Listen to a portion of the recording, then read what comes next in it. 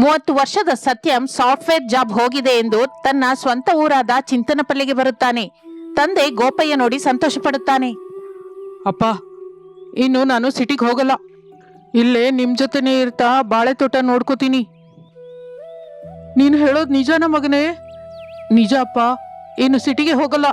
ರಾಜಯ್ಯ ಮಾವನ ಮಗಳು ಅನಾಮಿಕಾ ಇದ್ದಾಳಲ್ಲ, ಅವಳನ್ನೇ ಮದುವೆ ಮಾಡ್ಕೋತೀನಿ. ಮದುವೆ ಬಗ್ಗೆ ಹೋಗಿ ಮಾತಾಡಪ್ಪ. ನಮಗೆ ವರದಕ್ಷಿಣೆ ಕೂಡ ಬೇಡ ಅಲ್ಲ, ಮದುವೆ ಖರ್ಚು ಕೂಡ ನಾವೇ ಹಾಕೋಣ.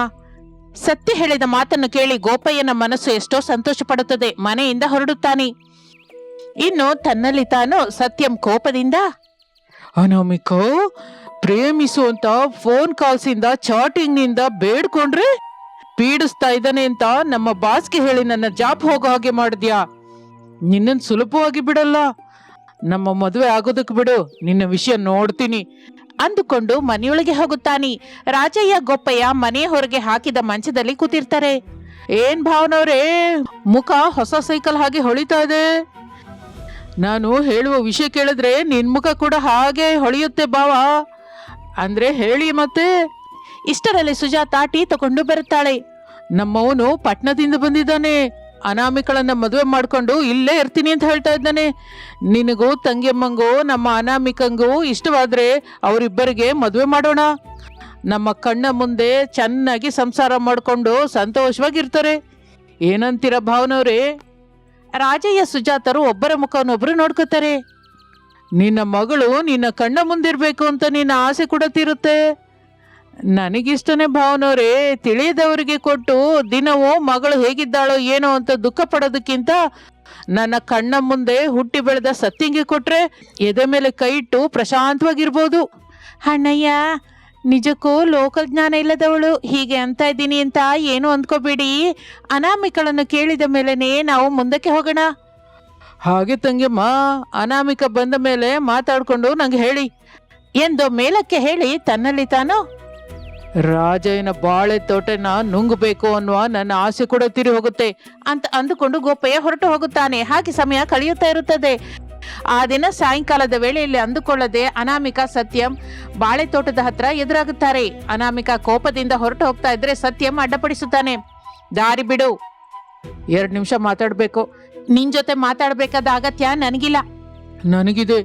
ನಿನ್ನ ಅಗತ್ಯ ನನಗನಗತ್ಯ ಎಂದು ಅನಾಮಿಕಾ ಕೋಪದಿಂದ ಪಕ್ಕಕ್ಕೆ ಹೊರಟು ಹೋಗ್ತಾ ಇದ್ರೆ, ಅನಾಮಿಕಾ, ನಮ್ಮ ಮದುವೆ ಬಗ್ಗೆ ಮಾತಾಡೋದಕ್ಕೆ ನಮ್ಮ ಅಪ್ಪ ನಿಮ್ ಮನೆಗೆ ಹೋಗಿದ್ದಾನೆ ಎಂದು ಹೇಳುತ್ತಾನೆ ಸತ್ಯಂ. ಅನಾಮಿಕಾ ಒಂದೇ ಸಲಕ್ಕೆ ನಿಲ್ಲುತ್ತಾಳೆ. ಸತ್ಯಂ ಅನಾಮಿಕಳ ಹತ್ರಕ್ಕೆ ಬರ್ತೇನೆ. ಏನಂದಿ? ಹೌದು, ಬೇಗದಲ್ಲಿಯೇ ಒಳ್ಳೆ ವಾರ್ತೆ ಕೇಳ್ತೀಯ. ನೀನು ಹುಚ್ಚು ಹುಚ್ಚಾಗಿ ಮಾತಾಡ್ತಾ ಇದೀಯಾ? ಹುಚ್ಚಲ್ಲ, ನಿಜ. ನಾನು ನಿನ್ನನ್ನು ಪ್ರೇಮಿಸಲ್ಲ ಅಂತ ಎಷ್ಟು ಸಲ ಹೇಳ್ಬೇಕು? ಪ್ರೇಮಿಸ್ತಿದ್ರೆ ಪರವಾಗಿಲ್ಲ, ಮದುವೆ ಮಾಡ್ಕೊಂಡ್ರೆ ಸಾಕು. ನಿನಗೆ ನಾಚಿಕೆ ಅಲ್ವಾ? ನಿನ್ನನ್ನ ಮದುವೆ ಮಾಡ್ಕೋಬೇಕು ಅನ್ನೋದ್ರಲ್ಲಿ ನಾಚಿಕೆ ಏನಿದೆ? ಪ್ರೇಮದ ಹೆಸರಲ್ಲಿ ಫೋನ್ ಮಾಡೋದು, ಮೆಸೇಜ್ಗಳು ಕಳಿಸೋದು, ಹೀಗೆ ಪೀಡಿಸೋದು ಇದೆಲ್ಲ ಒಳ್ಳೇದಲ್ಲ ಸತ್ಯ. ಸತ್ಯನ ಮುಖ ಕಠಿಣವಾಗಿ ಬದಲಾಗುತ್ತೆ. ನನ್ನ ಕೆಲಸ ಹೋಗುವ ಹಾಗೆ ಮಾಡಿದ್ದು ನೀನೇ. ನಿನ್ನ ಕೆಲಸ ಹೋಗೋದಕ್ಕೆ ಕಾರಣ ನೀನು. ಆಫೀಸಲ್ಲಿ ಕೆಲಸ ಮಾಡದೆ ನನ್ನನ್ನ ಪೀಡಿಸಿದೆ. ನಾನು ನಿಜ ಹೇಳ್ದೆ ಅಷ್ಟೇ. ಆ ನಿಜದಿಂದ ನನ್ನ ಜೀವನ ನಾಶವಾಯ್ತು. ಮತ್ತೆ ನನ್ನ ಜೀವನ ನಾಶ ಮಾಡೋದಕ್ಕೆ ನಿನಗೆ ಹಕ್ಕಿ ಯಾರು ಕೊಟ್ರು? ನಾನು ನಿನ್ನ ಪ್ರೇಮಿಸಿದೆ. ಅದು ಪ್ರೇಮ ಅಲ್ಲ, ಸ್ವಾರ್ಥ. ಅನಾಮಿಕಾ ಹೇಳುತ್ತಿರುವ ಮಾತುಗಳು ಸತ್ಯಮ್ಮನ ಎದೆಯಲ್ಲಿ ಚುಚ್ಚಿಕೊಳ್ಳುತ್ತೆ. ಸರಿ, ಕಡೆ ಸಲ ಕೇಳ್ತಾ ಇದ್ದೀನಿ, ನನ್ನನ್ ಮದುವೆ ಮಾಡ್ಕೋತೀಯಾ ಇಲ್ವಾ? ಇಲ್ಲ. ಚೆನ್ನಾಗಿ ಆಲೋಚಿಸಿ ಹೇಳ್ತಾ ಇದ್ಯಾ? 1000 ಸಲ ಆಲೋಚಿಸಿ ಹೇಳ್ತಾ ಇದ್ದೀನಿ. ಅಂದ್ರೆ ನೀನು ಕೂಡ ಚೆನ್ನಾಗಿ ನೆನ್ಪಿಟ್ಕೋ ಅನಾಮಿಕಾ. ನಡೆದ್ರೆ ನನಗೆ ನಿನಗೆ ಮದುವೆ ಆಗ್ಬೇಕು. ಇಲ್ಲ ಅಂತೆ ನೀನು ಮತ್ತೊಂದು ಮದುವೆ ಹೇಗೆ ಮಾಡ್ಕೋತೀಯೋ ನಾನ್ ನೋಡ್ತೀನಿ. ಬೆದರಿಸ್ತಾ ಇದೀಯಾ? ನಮ್ಮ ಪ್ರೇಮನ ನಾನು ಕಾಪಾಡ್ಕೋಬೇಕು ಅಂತ ನಿನ್ನನ್ನು ಎಚ್ಚರಿಸ್ತಾ ಇದ್ದೀನಿ. ನಾನು ಭಯಪಡಲ್ಲ. ನೀನು ಸಿನಿಮಾಗಳು ಹೆಚ್ಚಾಗಿ ನೋಡ್ತೀಯ ಅಂದ್ಕೊಂಡಿದ್ದೀನಿ ಎಂದು ಅಲ್ಲಿಂದ ಹೊರಟು ಹೋಗುತ್ತಾಳೆ. ಈಗ ಹೀಗೆ ಮಾತಾಡ್ತಾ ಇದೀಯಾ? ಆದರೆ ಬೇಗದಲ್ಲಿಯೇ ನೀನೇ ಅಳ್ತೀಯ ಅನಾಮಿಕಾ. ಅದಕ್ಕೆ ಸರಿ ಹೋಗುವ ಪ್ಲಾನ್ ಕೂಡ ನನ್ನ ಹತ್ರ ಇದೆ. ಅದನ್ನು ಕೂಡ ಬೇಗದಲ್ಲೇ ಬದಲಾಯಿಸ್ತೀನಿ. ನಿನ್ನನ್ನ ನಾನು ಸ್ವಂತ ಮಾಡ್ಕೋತೀನಿ. ಎಂದು ತೋಟದೊಳಗೆ ಹೊರಟು ಹೋಗುತ್ತಾನೆ. ದಿನ ಕಳೆಯುತ್ತದೆ. ಅನಾಮಿಕಾ ಆ ವಿಷಯವನ್ನು ಇನ್ನು ಪೂರ್ತಿಯಾಗಿ ಮರೆತು ಹೋಗುತ್ತಾಳೆ. ಮನೆಯಲ್ಲಿದ್ದು ಚೆನ್ನಾಗಿ ಕೆಲಸ ಮಾಡ್ಕೋತಾ ಇರ್ತಾಳೆ. ಆದರೆ ಸತ್ಯಂ ಮಾತ್ರ ಮರೆತು ಹೋಗಲಿಲ್ಲ. ಅವನ ರೂಮಿನಲ್ಲಿ ಗೋಡೆಗಳೆಲ್ಲ ಅನಾಮಿಕಳ ಫೋಟೋದಿಂದ ತುಂಬಿ ಹೋಗಿರುತ್ತೆ. ಅನಾಮಿಕಳನ್ನು ಹೇಗೆ ಸ್ವಂತ ಮಾಡ್ಕೋಬೇಕು ಅಂತ ಆಲೋಚಿಸುತ್ತಾ ರೂಮಿನಿಂದ ಹೊರಗೆ ಬಾರದ ಮಗ ಸತ್ಯಮ್ಮನ ರೂಮಿಗೆ ತಂದೆ ಗೋಪಯ್ಯ ಬರುತ್ತಾನೆ. ಏನೋ ಇದು? ಪ್ರೇಮ ಅಪ್ಪ, ಪ್ರೇಮ. ಇದು ಪ್ರೇಮ ಅಲ್ಲ, ಮತ್ತೆ ಹುಚ್ಚು ಕಣೋ. ನನಗೆ ಅನಾಮಿಕ ಬೇಕಪ್ಪ. ನನಗೆ ರಾಜಯ್ಯನ ಬಾಳೆ ತೋಟ ಬೇಕು. ಹಾಗೆ ಅಂತ ನಾನು ಮನೆಯಲ್ಲೇ ಇದ್ದು ಹುಚ್ಚನಾಗ್ಲಿಲ್ಲ ಕಣೋ. ಮೇಲಕ್ಕೆ ನಗುತ್ತಾ ಮಾತಾಡ್ತಾ ಸರಿಯಾದ ಅವಕಾಶಕ್ಕಾಗಿ ನೋಡ್ತಾ ಇದ್ದೀನಿ. ನೀನು ಕೂಡ ಹಾಗೆ ಇರಬೇಕು. ಸರಿಯಾದ ಸಮಯ ಬಂದಾಗ ನೀನೇನೋ ತೋರಿಸ್ಬೇಕು ಎಂದು ಹೇಳಿ ಹೊರಗೆ ಹೊರಟು ಹೋಗುತ್ತಾನೆ. ಒಂದು ದಿನ ಗೋಪಾಲಪಟ್ಟಣದಿಂದ ಒಂದು ಸಂಬಂಧ ಬರುತ್ತದೆ. ಶಾರದಾ ಪ್ರಸಾದ್ ರಮೇಶರು ಅನಾಮಿಕಳನ್ನು ನೋಡೋದಕ್ಕೆ ಬರ್ತಾರೆ. ನಮ್ ಮಗ ಅಂತ ನಾವು ದೊಡ್ಡದಾಗಿ ಹೇಳ್ತಾ ಇಲ್ಲ ಅಣ್ಣಯ್ಯನವರೇ. ಒಳ್ಳೆಯವನು, ಓದ್ಕೊಂಡಿರೋನು, ಸಿಗರೇಟು ಮದ್ಯ ಕುಡಿಯೋದಿಲ್ಲ, ವ್ಯವಸಾಯ ಮಾಡ್ತಾನೆ ಎಂದು ಹೇಳುತ್ತಾಳೆ ಶಾರದಾ. ರಮೇಶ್ ರಾಜಯ್ಯನಿಗೆ ಹಿಡಿಸುತ್ತಾನೆ. ಅನಾಮಿಕಾ ಸೀರೆ ಉಟ್ಕೊಂಡು ಕಾಫಿ ತಗೊಂಡು ಬರ್ತಾಳೆ. ರಮೇಶ್ ಅವಳನ್ನು ನೋಡಿ ಕಣ್ಣು ಮಿಟುಕಿಸುವುದನ್ನೇ ಮರೆತು ಹೋಗುತ್ತಾನೆ. ಅರೆ ಅಪ್ಪ, ಕಾಫಿ ತಣ್ಣಗಾಗ್ತಾ ಇದೆಯೋ ಎಂದು ಹೇಳುತ್ತಾನೆ ಪ್ರಸಾದ್. ಅಲ್ಲಿರುವವರೆಲ್ಲರೂ ನಗುತ್ತಾರೆ. ರಮೇಶ್ ನಾಚಿಕೆ ಪಡುತ್ತಾನೆ. ಸ್ವಲ್ಪ ಹೊತ್ತಿನ ನಂತರ ಇಬ್ಬರು ಮಾತನಾಡಿಕೊಳ್ಳೋದಕ್ಕೆ ಹಿತ್ತಲಿಗೆ ಕಳಿಸುತ್ತಾರೆ.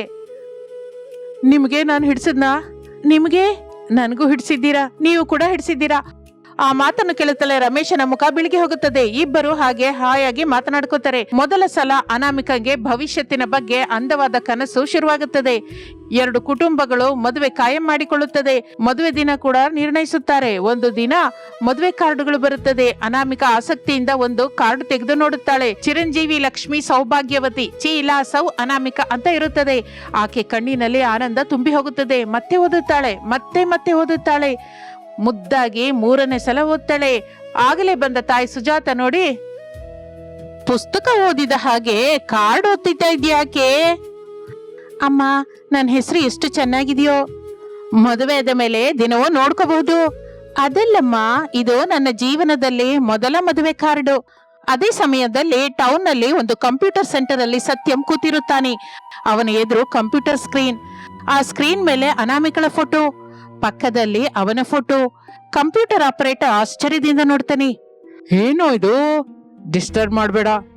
ಮದುವೆ ಫೋಟೋ ಮಾಡ್ತಾ ಇದ್ಯಾ? ನೋಡ್ತಾ ಇದ್ರೆ ಕಾಣಿಸ್ತಾ ಇದೆಯಲ್ಲ. ಆದ್ರೆ ನಿಜವಾಗಿ ಮದುವೆ ಆಗ್ಲಿಲ್ವಲ್ಲ. ಫೋಟೋದಲ್ಲಿ ಆದ್ರೆ ಆಗಿ ಹೋದ ಹಾಗೆ ಕಣೋ. ಇದು ತಪ್ಪು. ನನಗೆ ನೀತಿ ಹೇಳ್ಬೇಡ ಎಂದು ದುಡ್ಡಿನ ಕಟ್ಟನ್ನು ಟೇಬಲ್ ಮೇಲೆ ಬಿಸಾಕುತ್ತಾನೆ. ಅನಾಮಿಕಾ, ಈಗ ನಿನ್ನ ಮದುವೆ ಹೇಗೆ ನಡೆಯುತ್ತೋ ನಾನ್ ನೋಡ್ತೀನಿ ಎಂದು ಸತ್ಯಂ ಒಂದು ಕ್ರೂರವಾದ ನಗು ನಗುತ್ತಾನೆ. ಮಾರನೇ ದಿನ ಬೆಳಿಗ್ಗೆ ರಮೇಶ್ ಮನೆಗೆ ಒಂದು ಅಜ್ಞಾತ ಕವರ್ ಬರುತ್ತದೆ. ಪ್ರಸಾದ್ ನೋಡುತ್ತಾನೆ. ಅರ್ಜೆಂಟ್ ಅಂತ ಅದ್ರ ಮೇಲೆ ಬರ್ದಿರುತ್ತೆ. ಪ್ರಸಾದ್ ಅದನ್ನ ತೆಗೆಯುತ್ತಾನೆ. ಒಳಗಡೆ ಫೋಟೋಗಳು.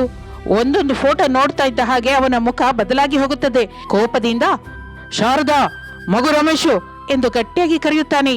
ಶಾರದಾ ರಮೇಶ್ ಗಾಬರಿಯಿಂದ ಬರುತ್ತಾರೆ. ಏನಾಯ್ತೋ? ಯಾಕೆ ಅಷ್ಟು ಗಟ್ಟಿಯಾಗಿ ಕರೆದ್ರಿ? ಹೇಳಿಯಪ್ಪ, ನಿಮ್ ಕೈಯಲ್ಲಿರೋ ಫೋಟೋಗಳೇನು ಎಂದು ರಮೇಶ್ ಅದನ್ನು ತೆಗೆದುಕೊಂಡು ನೋಡುತ್ತಾನೆ. ಅನಾಮಿಕಾ ಸತ್ಯನಿಗೆ ಮದುವೆ ನಡೆದ ಹಾಗೆ ಇರುವ ಫೋಟೋಗಳದು. ರಮೇಶನಿಗೆ ಬಾಯಿಂದ ಮಾತೇ ಬರಲಿಲ್ಲ. ಅದನ್ನು ನೋಡಿದ ಮೇಲೆ ಶಾರದಾ ಕೂಡ ಫೋಟೋ ನೋಡುತ್ತಾಳೆ. ಶಾಕ್ ಆಗುತ್ತಾಳೆ. ಆಕೆ ಕೈಯಿಂದ ಫೋಟೋಗಳು ಕೆಳಗೆ ಬೀಳುತ್ತದೆ. ಪ್ರಸಾದ್ ಮಾತ್ರ ಕೋಪದಿಂದ, ಅರೇ, ನಮ್ಮನ್ನು ಮೋಸ ಮಾಡಿದ್ರು ಅವರು. ಸುಮ್ನೆ ಬಿಡೋದ್ ಬೇಡ ಅವ್ರನ್ನ. ಬನ್ನಿ ಮನೆಗೆ ಹೋಗಿ ಫೋಟೋಗಳ ಬಗ್ಗೆ ಅವ್ರನ್ನ ಕೇಳೋಣ. ಆವೇಶ ಬೇಡಪ್ಪ, ಒಂದು ಸಲ ನಿಜವೇನೋ ತಿಳ್ಕೊಳ್ಳೋಣ. ಇನ್ನು ಏನ್ ತಿಳ್ಕೋಬೇಕು? ಫೋಟೋಗಳು ಕಣ್ಣು ಮುಂದೆ ಕಾಣಿಸ್ತಾ ಇದ್ರೆ? ಅಪ್ಪ, ಇದು ನಕಲಿ ಫೋಟೋ ಕೂಡ ಆಗಿರಬಹುದಲ್ಲ. ನಕಲಿ ಮಾಡಬೇಕಾದ ಅಗತ್ಯ ಯಾರಿಗಿದೆ ಮಗನೇ? ಅಮ್ಮ, ಇದ್ರ ಬಗ್ಗೆ ಅನಾಮಿಕಳ ಜೊತೆ ಮಾತಾಡಿದ್ರೆ ಎಲ್ಲ ತಿಳಿಯುತ್ತಲ್ಲ. ಅರೆ, ನಮ್ಮ ಕುಟುಂಬದ ಮರ್ಯಾದೆ ಮುಖ್ಯ ಕಣೋ ಎಂದು ತಕ್ಷಣ ಫೋನ್ ತೆಗೆದುಕೊಳ್ಳುತ್ತಾನೆ ಪ್ರಸಾದ್. ಅದೇ ಸಮಯದಲ್ಲಿ ಅನಾಮಿಕಾ ತನ್ನ ರೂಮಿನಲ್ಲಿ ಕೂತ್ಕೊಂಡು ಮತ್ತೊಂದು ಸಲ ಮದುವೆ ಕಾರ್ಡ್ ಬಗ್ಗೆ ಆಲೋಚಿಸುತ್ತಾ ಆ ಮದುವೆ ಕಾರ್ಡ್ ಅನ್ನ ನೋಡ್ತಾ ಇರ್ತಾಳೆ. ಚೀಲಾ ಸೌ ಅನಾಮಿಕಾ ಆ 3 ಅಕ್ಷರಗಳ ಮೇಲೆ ಬೆರಳಿನಿಂದ ಮೆಲ್ಲಕ್ಕೆ ತಡವರಿಸುತ್ತಾ ಇರ್ತಾಳೆ. ಇನ್ನು ಮನೆಯಲ್ಲಿ ರಾಜಯ್ಯ ಫೋನಲ್ಲಿ ಮಾತಾಡ್ತಾನೆ. ಹೇಳಿ ಭಾವನವ್ರೆ, ಮಾಡಬೇಕಾದ ಮೋಸ ಮಾಡಿ ಬುದ್ಧಿ ಇಲ್ಲದೆ ಭಾವ ಅಂತ ಕರಿತಾ ಇದ್ಯಾ? ಅಯ್ಯೋ, ನಾನು ಮೋಸ ಮಾಡೋದೇನು? ನಿಜಕ್ಕೂ ಏನ್ ನಡೀತು? ಈ ಮದುವೆ ರದ್ದು ಮಾಡ್ತಾ ಇದ್ದೀವಿ. ನಿಮ್ಮ ಮಗಳು ನಮಗ್ ಬೇಡ ಎಂದು ಹೇಳುತ್ತಲೇ ರಾಜಯ್ಯ ದುಃಖ ಪಡುತ್ತಾನೆ. ಅದೇನು ಭಾವನವ್ರೆ ನೀವು ಹೇಳೋದು? ಮದುವೆ ರದ್ದು ಮಾಡೋದೇನು? ಯಾಕೆ ಎಂದು ಕಣ್ಣೀರು ಹಾಕಿಕೊಳ್ಳುತ್ತಾನೆ. ಅದನ್ನು ಕೇಳುತ್ತಲೇ ಅನಾಮಿಕಳ ಎದೆ ಒಂದೇ ಸಲಕ್ಕೆ ನಿಂತ ಹಾಗೆ ಆಗುತ್ತೆ. ಆಕೆ ಕೈಯಿಂದ ಮದುವೆ ಕಾರ್ಡು ನೆಲದ ಮೇಲೆ ಜಾರಿ ಹೋಗುತ್ತೆ. ಚೀಲಾಸೌ ಅನಾಮಿಕ ಅನ್ನುವ ಅಕ್ಷರಗಳು ನೆಲದ ಮೇಲೆ ಕಾಣಿಸುತ್ತದೆ. ಆ ಹೆಸರಿಗೆ ಮೊದಲಿರುವ ಆನಂದ ಆ ಕ್ಷಣದಲ್ಲಿ ಆಕೆಗೆ ಭಯವಾಗಿ ಬದಲಾಗುತ್ತದೆ. ಇನ್ನು ಈ ಕಥೆಯಲ್ಲಿ ನಂತರ ಏನ್ ನಡೆಯುತ್ತೋ ಇನ್ನೊಂದು ಭಾಗದಲ್ಲಿ ತಿಳಿದುಕೊಳ್ಳೋಣ. Thank you for watching. Sharada lunch box ಹಿಡಿದುಕೊಂಡು ಹಾಲ್ಗೆ ಬರ್ತಾಳೆ. ಏನು ಅಂದ್ರೆ ಬೆಡ್ರೂಮ್ ಅಲ್ಲಿ ಮಲಗಿಕೊಂಡ ಪ್ರಸಾದ್ ಹಾಲ್ಗೆ ಬರ್ತಾನೆ. ನಾನು ನಮ್ಮ ಚಿಕ್ಕವನಿಗೆ ಲಂಚ್ ಬಾಕ್ಸ್ ಕೊಟ್ಟು ಬರ್ತೀನಿ. ನಮ್ಮ ರಿಚ್ ಸೊಸೆ ಭಾವನಾ ಎಲ್ಲಿಗೆ ಹೋಗಿದ್ದಾಳೆ ಶಾರದಾ? ಶಾಪಿಂಗಿಗೆ ಹೋಗಿದ್ದಾಳೆ ರೀ. ಸರಿ, ಹೊರಗಡೆ ಎಲ್ಲಿಯೋ ಬಾಡಿಗೆ ಮನೇಲಿ ಇರ್ತಾರವಾ ನಮ್ಮ ದೊಡ್ಡ ಮಗ ದೊಡ್ಡ ಸೊಸೆ ಬಗ್ಗೆ ನಮ್ಮ ಚಿಕ್ಕ ಮಗ ವಿನೋದ್ ಜೊತೆ ಮಾತಾಡು. ನಾವು ಅಂದುಕೊಂಡ ಉಪಾಯವನ್ನು ಪಾಲಿಸಬೇಕು ಅಂತ ಹೇಳು. ನನಗೆ ನನ್ನ ಚಿಕ್ಕವನ ಮೇಲೆ ನಂಬಿಕೆ ಇಲ್ಲ ರೀ. ಇವನು ಭಾವನೆಗೆ ಹೇಳದೆ ಏನು ಮಾಡೋದಿಲ್ಲ. ನಾವು ಹಾಕಿಕೊಂಡ ಉಪಾಯದ ಬಗ್ಗೆ ಆ ಭಾವನೆಗೆ ತಿಳಿದ್ರೆ ಬೆಳಿಗ್ಗೆವರೆಗೆ ನಮ್ಮ ಪಕ್ಕದ ಮನೆಯಲ್ಲಿ ಯಾರನ್ನಾರು ತಂದು ಇಟ್ಬಿಡ್ತಾಳೆ. ಅಂದ್ರೆ ಒಂದು ಕೆಲಸ ಮಾಡೋಣ ಶಾರದಾ, ನಾವೇ ನಮ್ಮ ದೊಡ್ಡ ಸೊಸೆ ಹತ್ರ ಹೋಗಿ ಪಕ್ಕದ ಮನೆಗೆ ಬಾಡಿಗೆಗೆ ಬಾ ಅಂತ ಹೇಳೋಣ. ನಮ್ಮ ಮಾತು ಕೇಳ್ತಾರೆ, ಬಾಡಿಗೆಗೆ ಬರ್ತಾರೆ. ಆಗ ನಾವು ನಮ್ಮ ಧನಿಕ ಬಡ ವಾರಗಿತ್ಯರ ಮಧ್ಯೆ ಸಂಬಂಧ ಒಳ್ಳೇದಾಗುವ ಹಾಗೆ ಮಾಡೋಣ. ಹಾಗೆ ರೀ, ನಾನು ಚಿಕ್ಕವನಿಗೆ ಈ ಅನ್ನದ ಡಬ್ಬ ಕೊಟ್ಟು ಹಾಗೆ ಅನಾಮಿಕಳ ಹತ್ರಕ್ಕೆ ಕೂಡ ಹೋಗಿ ಬರ್ತೀನಿ. ನೀವು ರಮೇಶ ಕೆಲಸ ಮಾಡ್ತಾ ಇರೋ ಜಾಗಕ್ಕೆ ಹೋಗಿ ಮಗನ ಹತ್ರ ಮಾತಾಡಿ. ಹಾಗೆ ಶಾರದಾ, ಈಗಲೇ ನಾನು ರಮೇಶ್ ಹತ್ರಕ್ಕೆ ಹೋಗ್ತೀನಿ ಎಂದು ಪ್ರಸಾದ್ ಹೊರಟು ಹೋಗುತ್ತಾನೆ. ಶಾರದಾ ಲಂಚ್ ಬಾಕ್ಸ್ ಜೊತೆ ಆ ಮನೆಯಿಂದ ಹೊರಡುತ್ತಾಳೆ. ಅದೇ ಟೌನ್ ನಲ್ಲಿ ಒಂದು ಚಿಕ್ಕ ಮನೆಯಲ್ಲಿ ರಮೇಶ್ ಅನಾಮಿಕಾ ಬಾಡಿಗೆಗಿರ್ತಾರೆ. ರಮೇಶ್ ಒಂದು ಟ್ರಾನ್ಸ್ಪೋರ್ಟ್ ಕಂಪನಿಯಲ್ಲಿ ಕ್ಲರ್ಕ್ ಆಗಿ ಕೆಲಸ ಮಾಡ್ತಾ ಇರ್ತಾನೆ. ಅನಾಮಿಕಾ ಮನೆ ಹತ್ರ ಇರುತ್ತಾ ಹರಿದ ಬಟ್ಟೆನ ಹೊಲಿತಾ ಇರ್ತಾಳೆ. ದಿನದ ಹಾಗೆ ಆ ದಿನ ಕೂಡ ರಮೇಶ್ ಸೈಕಲ್ ತುಳಿಯುತ್ತಾ ಊಟ ಮಾಡೋದಕ್ಕೆ ಮನೆಗೆ ಬರ್ತಾನೆ. ಅನಾಮಿಕಾ ಅನ್ನ ಹಾಕುತ್ತಾಳೆ. ರಮೇಶ್ ತಿಂತಾ ಇರ್ತಾನೆ. ಏನು ಅಂದ್ರೆ, ನಾನು ಅತ್ತೆ ಹತ್ರಕ್ಕೆ ಹೋಗಿ ಬರ್ತೀನಿ. ಬೇಡ ಅನಾಮಿಕಾ, ಅಲ್ಲಿ ಆ ರಿಚ್ ಭಾವನಾ ಇರ್ತಾಳೆ. ನಿನ್ನ ನೋಡಿದ್ಲು ಅಂದ್ರೆ ಎಷ್ಟೋ ವ್ಯಂಗ್ಯವಾಗಿ ಮಾತಾಡ್ತಾಳೆ, ಬಾಯಿಗೆ ಬಂದ ಮಾತಂತಾಳೆ. ನೀನು ದುಃಖಪಟ್ಟು ಕಣ್ಣೀರ್ ಹಾಕೋತ್ಯ. ಅದೆಲ್ಲ ನಾನ್ ನೋಡ್ಲಾರೆ ಅನಾಮಿಕಾ. ಅದೆಲ್ಲ ರೀ, ನನಗೆ ನನ್ನ ವಾರಗೀತೆ ಜೊತೆ ಸೇರಿ ಒಂದೇ ಮನೇಲಿ ಇರ್ಬೇಕು ಅಂತಿದೆ. ನಿನಗಿದ್ದ ಹಾಗೆ ರಿಚ್ ಭಾವನ ಕೂಡ ಇದ್ರೆ ನಾವು ಹೀಗೆ ಬಾಡಿಗೆ ಮನೇಲಿ ಇರ್ತಾ ಇರ್ಲಿಲ್ವಲ್ಲ ಅನಾಮಿಕಾ? ಕಲಿತು ಬೆರೆತು ಒಂದೇ ಮನೇಲಿ ಇರ್ತಾ ಇದ್ವಲ್ಲ. ಆ ಮಾತಿಗೆ ಅನಾಮಿಕಾ ದುಃಖದಿಂದ ಮುಖವಿಡುತ್ತಾಳೆ. ರಮೇಶ್ ಏನೋ ಮಾತನಾಡದೆ ಗಬ್ಬಗಬ್ಬ ಅನ್ನವನ್ನು ತಿಂದು ಸೈಕಲ್ ಮೇಲೆ ಹೊರಟು ಹೋಗುತ್ತಾನೆ. ಆಫೀಸಲ್ಲಿ ತನ್ನ ಕ್ಯಾಬಿನ್ ಅಲ್ಲಿ ವರ್ಕ್ ಮಾಡ್ಕೋತಾ ಇರುವ ಚಿಕ್ಕ ಮಗ ವಿನೋದನ ಹತ್ರಕ್ಕೆ ತಾಯಿ ಶಾರದಾ ಲಂಚ್ ಬಾಕ್ಸ್ ಹಿಡ್ಕೊಂಡು ಬರ್ತಾಳೆ. ಅಯ್ಯೋ ಅಮ್ಮ, ನೀನೇನಕ್ಕೆ ಲಂಚ್ ಬಾಕ್ಸ್ ತಗೊಂಬಂದೆ? ಬಾ ಕೂತ್ಕೋ. ಲಂಚ್ ಬಾಕ್ಸ್ ಅನ್ನು ಟೇಬಲ್ ಮೇಲೆ ಇಡ್ತಾಳೆ ಶಾರದಾ. ಬೇಡ ಮಗನೇ, ಇನ್ನು ನಾನು ಹೋಗ್ತಾ ಇದ್ದೀನಿ. ಭಾವನಾ ಏನ್ ಮಾಡ್ತಿದ್ದಾಳಮ್ಮ? ನೀನೇಕೆ ಲಂಚ್ ಬಾಕ್ಸ್ ತಗೊಂಬಂದೆ? ಅವಳು ಫ್ರೆಂಡ್ಸ್ ಜೊತೆ ಹೋಗಿ ಹೊರಗಡೆ ಹೋಗುತ್ತಾ ನನಗೆ ಈ ಕೆಲ್ಸನ ವಹಿಸ್ಕೊಟ್ಟೋದ್ಲಪ್ಪ. ಸರಿ ಸರಿ, ಕುಡಿಯೋದಕ್ಕೆ ಏನಾದ್ರು ತಗೋತಿಯಮ್ಮ? ಭಾವನನ್ನ ಕೇಳಿದ್ಯಾ ಮತ್ತೆ ಮಗನೇ? ಆ ಮಾತಿಗೆ ವಿನೋದೇನು ಮಾತನಾಡಲಿಲ್ಲ. ಶಾರದಾ ಅಲ್ಲಿಂದ ಹೊರಟು ಹೋಗುತ್ತಾಳೆ. ಟ್ರಾನ್ಸ್ಪೋರ್ಟ್ ಆಫೀಸ್ ನಲ್ಲಿ ರಮೇಶ್ ಪ್ರಸಾದರು ಕೂತಿರ್ತಾರೆ. ಪ್ರಸಾದ್ ತಾನು ಬಂದ ವಿಷಯವನ್ನು ರಮೇಶ್ನ ಹತ್ರ ಹೇಳ್ತಾನೆ. ಸರಿಯಪ್ಪ, ಅನಾಮಿಕಾ ಕೂಡ ಭಾವನಾಳ ಜೊತೆ ಇರ್ಬೇಕು ಅಂತ ಆಸೆ ಪಡ್ತಾ ಇದ್ದಾಳೆ. ಈಗ ನೀವ್ ಹೇಳಿದ್ದು ಕೂಡ ಚೆನ್ನಾಗಿದೆ. ಅಂದ್ರೆ 2 ದಿನದಲ್ಲಿ ಆ ಪಕ್ಕದ ಮನೆಗೆ ಬಂದ್ಬಿಡ್ತೀವಿ. ರಿಚ್ ಬಡ ವಾರಗಿತ್ತಿಯರನ್ನ ಸೇರ್ಸೋಣ. ಪ್ರಸಾದ್ ಸಂತೋಷದಿಂದ ಹೊರಟು ಹೋಗುತ್ತಾನೆ. ಬಡ ಸೊಸೆ ಅನಾಮಿಕಾ ಮನೆಯಲ್ಲಿ ಶಾರದಾ ಕೂತ್ಕೊಂಡಿರ್ತಾಳೆ. ಶಾರದಾ ಬಂದ ವಿಷಯ ಅನಾಮಿಕಳ ಹತ್ರ ಹೇಳ್ತಾಳೆ. ಆ ಮಾತನ್ನು ಕೇಳುತ್ತಲೇ ಅನಾಮಿಕಾ ಬಹಳ ಸಂತೋಷ ಪಡ್ತಾಳೆ. ನೀವು ತುಂಬಾ ಒಳ್ಳೆಯವರು ಅತ್ತೆ. ನಮ್ಮ ವಾರಗಿತ್ತಿರನ್ನು ಒಂದು ಮಾಡಬೇಕು ಅಂತ ನೋಡಿದ್ದೀರಾ. 2 ದಿನದಲ್ಲೇ ಪಕ್ಕದ ಮನೆಗೆ ಬರ್ತೀವಿ. ಇನ್ನು ಶಾರದಾ ಅನಾಮಿಕಾ ಮಾತನಾಡಿಕೊಳ್ತಾ ಇರ್ತಾರೆ. ಹಾಗೆ ಸಮಯ ಕಳೆಯುತ್ತದೆ. ಸಾಯಂಕಾಲವಾಗುತ್ತದೆ. ವಿನೋದ್ ರಮೇಶನ ಹತ್ರಕ್ಕೆ ಬರ್ತಾನೆ. ನೀನೇನಕ್ಕೆ ಬಂದೇವೋ ನಂಗೆ ಅರ್ಥ ಆಯ್ತು ತಮ್ಮ. ಅಣ್ಣಯ್ಯ, ನನ್ನ ಪರಿಸ್ಥಿತಿ ಏನೋ ನಿಂಗೆ ತುಂಬಾ ಚೆನ್ನಾಗಿ ಗೊತ್ತು. ಭಾವನಾಳನ್ನು ಎದುರಿಸಿ ನಾನೇನು ಮಾತನಾಡಲಾರೆ. ಆದ್ರೆ ಅದಕ್ಕೆ ಜೊತೆ ನೀನು ಆ ಚಿಕ್ಕ ಮನೆಯಲ್ಲಿ ಇರೋದು ನಂಗೆ ಸ್ವಲ್ಪ ಇಷ್ಟವಿಲ್ಲ ಅಣ್ಣಯ್ಯ. ಮನೆ ಪಕ್ಕದಲ್ಲೇ ಇರುವ ಪಕ್ಕದ ಮನೆಗೆ ಬಂದ್ಬಿಡಿ. ನಾನು ಎಲ್ಲ ವಿಷಯ ಮಾತನಾಡಿದ್ದೀನಿ. ಸರಿ ತಮ್ಮ, ಅಪ್ಪ ಕೂಡ ಈ ವಿಷಯನ ಹೇಳಿದ್ರು. 2 ದಿನದಲ್ಲಿ ಬಂದು ಬಿಡ್ತೀವಿ ಎಂದು ರಮೇಶ್ ಹೇಳುತ್ತಲೇ ವಿನೋದ್ ಸಂತೋಷ ಪಡುತ್ತಾನೆ. ಹಾಗೆ 2 ದಿನ ಕಳೆಯುತ್ತದೆ. ರಮೇಶ್ ಅನಾಮಿಕಾ ಸೇರಿ ಪಕ್ಕದ ಮನೆಗೆ ಬರುತ್ತಾರೆ. ಭಾವನಳ ಜೊತೆ ಪ್ರೇಮದಿಂದ ಮಾತನಾಡುತ್ತಾಳೆ ಅನಾಮಿಕಾ. ಚೆನ್ನಾಗಿದ್ದೀಯ ತಂಗಿ? ನೀನೇನೇ ಇಲ್ಲಿ? ಈ ಪಕ್ಕದ ಮನೆ ಮಾರಾಟಕ್ಕಿದೆ ಅಂತ ತಿಳಿದು ಇದನ್ನ ಕೊಂಡ್ಕೊಂಡ್ವಿ ತಂಗಿ. ಕೊಂಡ್ಕೊಂಡ್ಯಾ? ಅಷ್ಟು ದುಡ್ಡು ನಿನ್ಗೆಲ್ಲಿಂದ ಬಂತು? ಅತ್ತೆನ ಮೈದನನ್ನ ಕೇಳು ತಂಗಿ, ವಿವರವಾಗಿ ಹೇಳ್ತಾಳೆ ಎಂದು ನಗುತ್ತಾ ಹೊರಟು ಹೋಗುತ್ತಾಳೆ. ಭಾವನಂಗೆ ಮೈಯೆಲ್ಲ ಉರಿಯುತ್ತೆ. ಅತ್ತೆ ಅತ್ತೆ ಎಂದು ಕೋಪದಿಂದ ಕರೆಯುತ್ತಾಳೆ. ಶಾರದಾ ಪ್ರಸಾದರು ಹೊರಗೆ ಬರುತ್ತಾರೆ. ನಿಮ್ಮ ಬಡ ಸೊಸೆ ಅನಾಮಿಕಾ ಪಕ್ಕದ ಮನೆ ಕೊಂಡ್ಕೊಳ್ಳೋದಕ್ಕೆ ನೀವು ದುಡ್ಡು ಕೊಟ್ರಾ? ಕೊಟ್ಟೆ ಸೊಸೆ, ನನಗಿಷ್ಟವಿಲ್ಲ ಅಂತ ಹೇಳ್ತೆ ಅಲ್ಲ, ಯಾಕೆ ಕೊಟ್ರಿ? ದುಡ್ಡು ಕೊಟ್ಟು ಪಕ್ಕದ ಮನೆಯನ್ನ ಅನಾಮಿಕಳನ್ನ ಕೊಂಡ್ಕೊ ಅಂತ ಹೇಳಿದ ನಿಮ್ಮ ಅಪ್ಪನ ಕೇಳು ಸೊಸೆ. ನನ್ ಕೇಳಿದ್ರೆ ನಾನೇನ್ ಹೇಳ್ತೀನಿ ಮತ್ತೆ? ಪ್ರಸಾದ್ ಅಯೋಮಯದಿಂದ ಶಾರದಳನ್ನು ನೋಡುತ್ತಾನೆ. ಭಾವನಾ ಒಳಗಡೆಗೆ ಹೋಗುತ್ತಾಳೆ. ಶಾರದಾ, ಇದೆಲ್ಲ ಯಾಕೆ ಮಾಡ್ತಾ ಇದ್ದೀವಿ ಗೊತ್ತಾ? ಅಕ್ಕಪಕ್ಕದ ಮನೆಯಲ್ಲಿರುವ ವಾರಗಿತ್ತಿಯರು ಕಲಿತು ಬೆರೆತು ಇರ್ಬೇಕು ಅಂತ ಹಾಗೆ ಹೇಳ್ದೆ ಬಿಡಿ. ಚಿಕ್ಕ ಸೊಸೆ ಭಾವನಾ ಈಗಲೇ ಅಮೆರಿಕದಲ್ಲಿರ್ತಾರೋ ಸುರೇಶನ್ ಬಾವಂಗೆ ಫೋನ್ ಮಾಡ್ತಾಳೆ. ನೀನ್ ಹೇಳಿದ ವಿಷಯ ಬಗ್ಗೆ ಕೇಳ್ತಾಳಲ್ಲ. ಅಮೆರಿಕ ಅಣ್ಣಯ್ಯ ಅರ್ಥ ಮಾಡ್ಕೋತಾನೆ ಅಂತ ನಂಗೆ ನಂಬಿಕೆ ಇದೆ ರೀ ಎಂದು ಶಾರದಾ ಹೇಳುತ್ತಾ ಇರುವಾಗ ಮನೆಯೊಳಗೆ ಹೋದ ಭಾವನಾ ಆವೇಶದಿಂದ ಅಮೆರಿಕದಲ್ಲಿರ್ತಾ ಇರುವ ತಂದೆ ಸುದರ್ಶನ್ಗೆ ಫೋನ್ ಮಾಡ್ತಾಳೆ. ಹೇಳು ತಾಯಿ, ಅಳಿಯಂದ್ರು ಹೇಗಿದ್ದಾರೆ? ಶಾರದಾ ತಂಗಿಯಮ್ಮ, ಪ್ರಸಾದ್ ಭಾವನವರು ಎಲ್ರು ಚೆನ್ನಾಗಿದ್ದಾರಾ? ಅಪ್ಪ, ನನ್ನ ಬಡ ವಾರಗಿತ್ತಿ ಅನಾಮಿಕಾ ಪಕ್ಕದ ಮನೆ ತಗೊಳ್ಳೋದಕ್ಕೆ ನೀವು ದುಡ್ಡು ಸಹಾಯ ಮಾಡಿದ್ರಾ? ಸುದರ್ಶನ್ ಸ್ವಲ್ಪ ಹೊತ್ತು ಏನೂ ಮಾತನಾಡಲಿಲ್ಲ.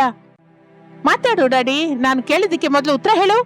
ನೀನು ದುಡ್ಡು ಕೊಟ್ಟ್ಯಾ ಎಂದು ಹೇಳುತ್ತಲೇ ಸುದರ್ಶನ್ ಪರಿಸ್ಥಿತಿಯನ್ನು ಅರ್ಥ ಮಾಡಿಕೊಳ್ಳುತ್ತಾನೆ. ಗತದಲ್ಲಿ ನಡೆದ ವಿಷಯದ ಬಗ್ಗೆ, ಜಗಳದ ಬಗ್ಗೆ ಶಾರದಾ ಹೇಳಿದ್ದನ್ನ ನೆನಪು ಮಾಡ್ಕೊತಾನೆ. ಆಗ ತನ್ನಲ್ಲಿ ತಾನು ರಿಚ್ ಅನ್ನುವ ಜಂಬದಿಂದ ಭಾವನ ಜಗಳ ಮಾಡಿ ಬಡ ಹುಡುಗಿ ಅನಾಮಿಕಳನ್ನ ಮನೆಯಿಂದ ಹೋಗುವ ಹಾಗೆ ಮಾಡಿದ್ದಾಳೆ ಅಂತ ಶಾರದಾ ತಂಗಮ್ಮ ಹೇಳಿದ್ಲು. ಈಗ ಅದನ್ನ ಸರಿ ಮಾಡೋದಕ್ಕೆ ನನ್ನ ಹೆಸರು ಹೇಳಿರ್ಬಹುದು. ನಾನು ಕೂಡ ಶಾರದಾ ತಂಗಮ್ಮ ಹೇಳಿದ್ದೆ ನಿಜ ಮಾಡ್ಬೇಕು ಅಂದುಕೊಳ್ಳುತ್ತಾ ಇರುವಾಗ ಫೋನಲ್ಲಿರುವ ಭಾವನ ಮತ್ತಷ್ಟು ಗಟ್ಟಿಯಾಗಿ ಕೇಳುತ್ತಾಳೆ. ಹೇಳಪ್ಪ, ಬಡ ಅನಾಮಿಕಂಗೆ ನೀನು ದುಡ್ಡು ಸಹಾಯ ಮಾಡಿದ್ಯಾ? ಮಾಡ್ದೆ ತಾಯಿ, ಅನಾಮಿಕಾ ಯಾರೂ ಅಲ್ಲ ಎಂದು ತನಗೆ ತೋಚಿದ ಸಿನಿಮಾ ಕತೆ ಒಂದನ್ನು ಹೇಳುತ್ತಾನೆ. ಆಗ ಭಾವನ ಕಣ್ಣೀರಿನಿಂದ, ನೀನು ಹೇಳೋದು ನಿಜಾನಾ ಡ್ಯಾಡಿ? ಅಪ್ಪಟ ಸತ್ಯ ತಾಯಿ. ಅನಾಮಿಕಳ ತಂದೆ ಮಾಡಿದ ಸಹಾಯದಿಂದಲೇ ನಾನು ಅಮೆರಿಕಕ್ಕೆ ಬಂದಿದ್ದೀನಿ. ಇಲ್ಲಿ ಬಿಸ್ನೆಸ್ ಮಾಡಿದ್ದೀನಿ. ನಿನ್ನನ್ನು ಅಜ್ಜಿ ಮನೆ ಇಟ್ಟು ಓದಿಸಿದ್ದೀನಿ. ನೀನು ಪ್ರೇಮಿಸಿದ ವಿನೋದ್ ಜೊತೆ ಕೂಡ ಮದುವೆ ಮಾಡಿದೆ. ಭಾವನಾ ಮೌನವಾಗಿ ಕೇಳಿಸ್ಕೊತಾಳೆ. ಕೇಳ್ತಾ ಇದೀಯ ಭಾವನಾ? ಕೇಳ್ತಾ ಇದ್ದೀನಿ ಅಪ್ಪ. ಭಾವನಾ, ಈಗಲಾದ್ರೂ ಅನಾಮಿಕಳನ್ನು ಅರ್ಥ ಮಾಡ್ಕೋ. ಪಕ್ಕದ ಮನೆಯಾದ್ರೂ ಅವಳನ್ನ ಇರೋದಕ್ಕೆ ಬಿಡು. ಅವಳ ಜೊತೆ ಚೆನ್ನಾಗಿರು, ಪ್ರೇಮದಿಂದಿರು. ಇದೆಲ್ಲ ಅನಾಮಿಕಾ ಅಕ್ಕಂಗೆ ಗೊತ್ತಾ ಅಪ್ಪ? ಮತ್ತೆ ಗೊತ್ತು ಭಾವನಾ.